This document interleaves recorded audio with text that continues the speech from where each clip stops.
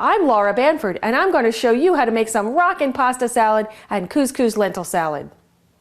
Now we're going to boil our pasta. We don't want to boil the pasta too long because you want it to remain al dente, which literally means in Italian to the tooth. The pasta, after it's cooked, should have some resistance when you bite into it. If you overcook the pasta, there's no saving it. You kind of have to start again. As I said, I'm going to use this Rotel pasta.